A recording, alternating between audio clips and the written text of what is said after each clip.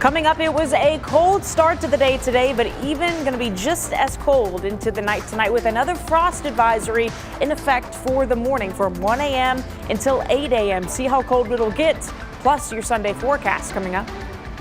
But first, today is the 32nd day of the government shutdown, and SNAP funds are now paused. More than 250,000 people across our region have not received their SNAP benefits for November because of the government shutdown. I'm Ben Briscoe. This comes even though yesterday federal judges ordered the Trump administration to use contingency funds to continue paying for food stamps. But it's not clear when those funds will arrive. Jen Sullivan has more. Decorations hang outside the Underwoods' home as they wrap up Halloween celebrations. But as the calendar flips to November, the fear of not knowing how they're going to afford groceries sets in as they lose access to food stamps. Your kids are hungry and you can't just hand them an apple. Stacey Underwood is a working mom with a husband with a disability and 5 children to feed. They rely on the Supplemental Nutrition Assistance Program to help them afford groceries. Sometimes I wonder if I'm failing as a mom. Roughly 42 million Americans receive SNAP benefits. The program is federally funded.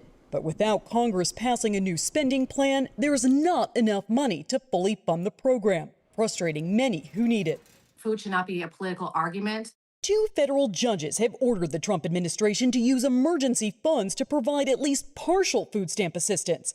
And President Donald Trump says his lawyers are asking the courts for legal direction, but ultimately said ending the shutdown would be the best solution.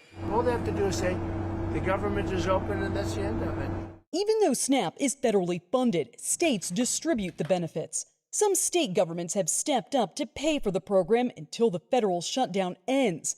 Meanwhile, many local food banks are worried about not having food. Food shelves were never intended to replace grocery stores.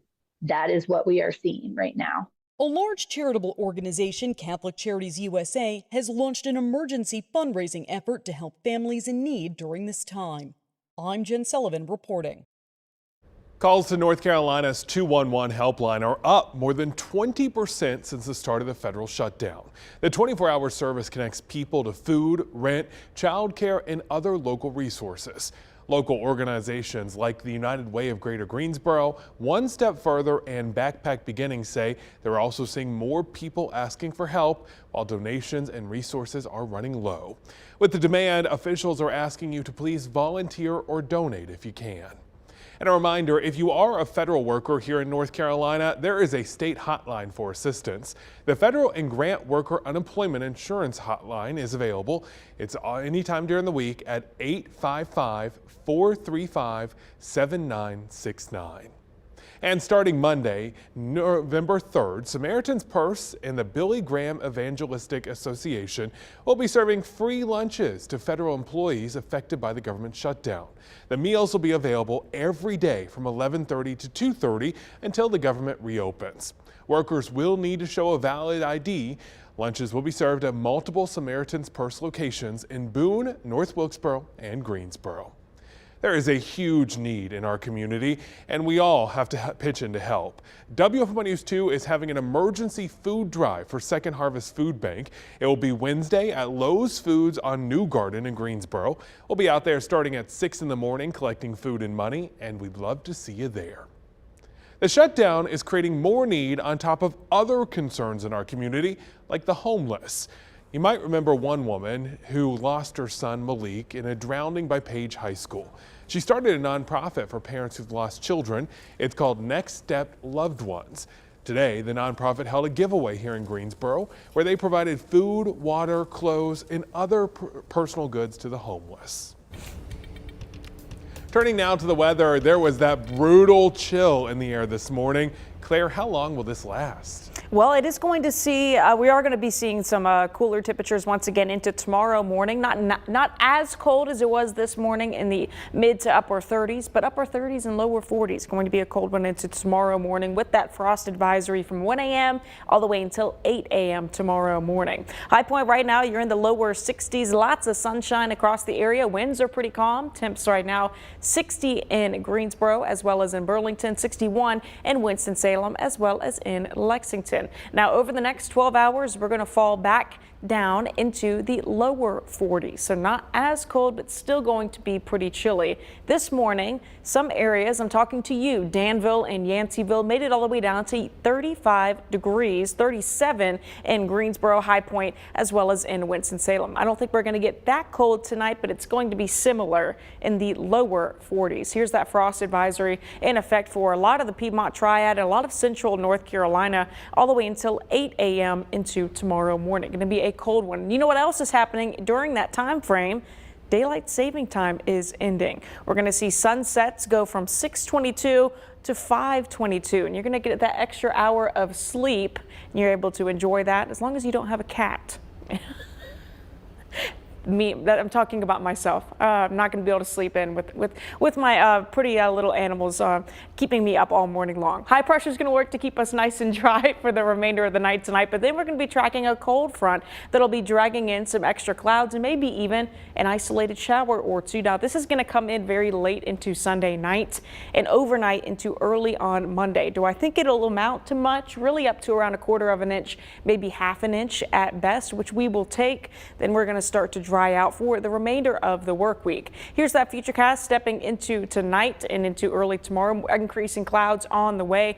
Going to be kind of sticking around throughout the day on Sunday too. Lower 60s by the afternoon with those isolated showers coming in really late and staying overnight into early on Monday morning. Really through around 10 or 11 o'clock before the system really swirls offshore and takes that moisture and that cloud coverage with it. So again, that period is going to be from Sunday evening all the way into Monday morning with rain possible. Have the rain gear and take it slow.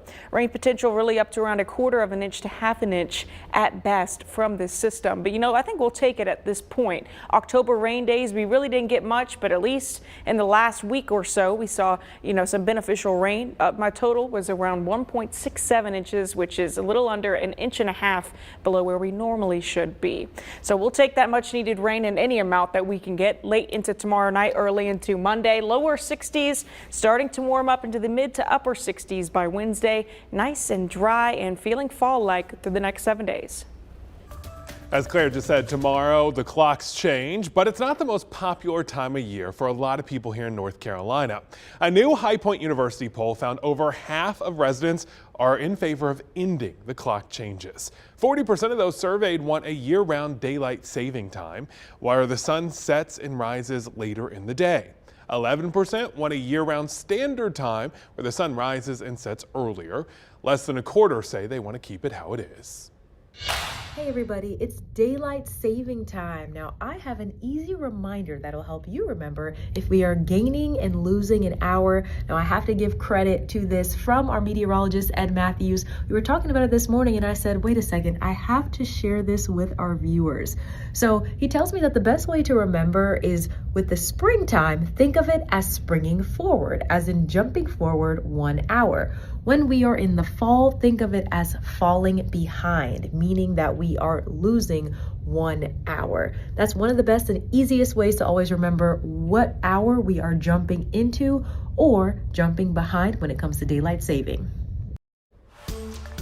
Right now, retailers across the country are starting to adjust prices as the U.S. no longer produces pennies.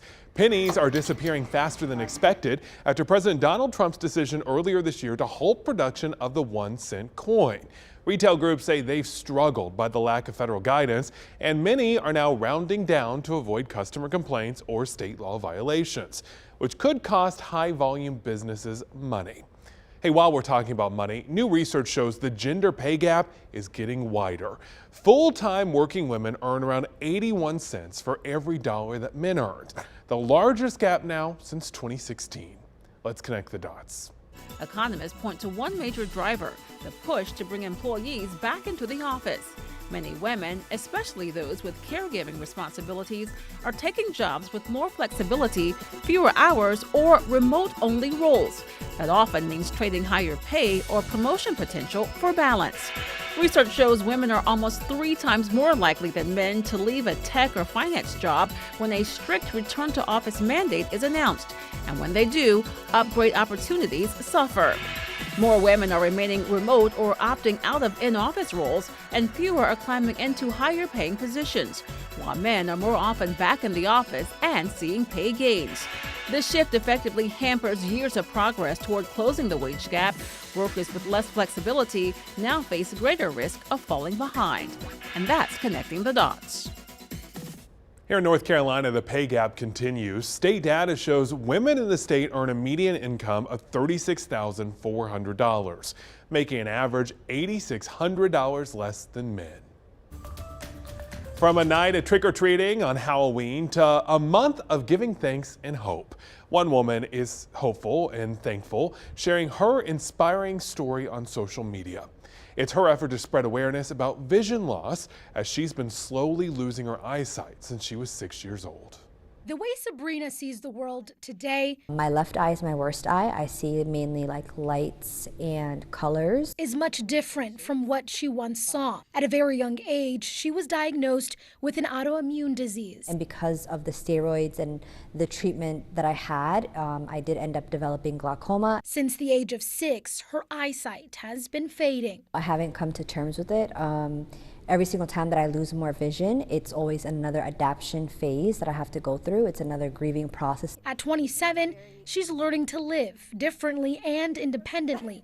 At a blind school, she learned how to move through a world that moves different from her. How important is it for you to live a normal life? Walking with a cane and learning how to use it is one of the most important things that I've ever had to do. And the independence that it has given me has shaped the way that I do every other thing in my life. Including capturing the world as she sees it, posting to TikTok to share her story. One app that I have been absolutely loving as a blind person is Microsoft Copilot. With her camera and accessibility tools, you are currently on the layout area. She's the creator of beauty. The Zoom allows me to even see my screen because right now it's just a bunch of colors and shapes. I'm able to get into my world of my video when I'm able to zoom in to this extent and see everything. An outlet for community and herself. A lot of people take for granted aging. I think that it can be something that is a beautiful thing, and I would love to see how I age. For her, blindness isn't the end, just a new way to see. That's all I want to continue to do with my platform, is just spread awareness and create more community. Oh, she's taken such a situation that hard for her and herself with her losing her eyesight, and just made it into a beautiful story. And sharing that with other people, saying no matter what obstacle you're going through, you can get through it. There's something out there to help. Yeah, no, I love that she's able to spread awareness too on her own platform. It seems like she's really making the best of it too. It makes me realize, she's just so fortunate. We are so fortunate just to be standing here today, even having just our 5 senses. Yes, we are. Yeah. Today I walked outside and there was a little glimmer of sunshine. I just stood there and I thought, I'm so fortunate to get this sunshine. We're not going to get much more of it though, I don't think. Well, we are going to be seeing more clouds move in later tonight and also into the day tomorrow, with that isolated shower chance tomorrow night. I think we'll take what we can get at this point, given we haven't got a lot of rain over the last month or so. We're going to be in the lower 60s tomorrow and also into the day on Monday. Still plenty of sunshine heading into early next week. Mid to upper 60s, nice and comfortable by Wednesday. Another front will drop us back into the middle 60s, but we're right where we should be for this time of year. Certainly feels like fall for this full week of November coming up here soon. It wasn't too bad for trick-or-treating either. I mean, I noticed a lot of the kids had some coats on and stuff like that, but it wasn't awful. No, not too bad. Now it's Christmas, so. So now you can wear all those Christmas sweaters. Right, You can stand the cold. Yeah, November 1st is Christmas. Thanks Please so much. don't argue. Thanks so much for joining us. We're going to talk about Thanksgiving after this show. Yeah. It's still there. Oh, it is. We'll see you later.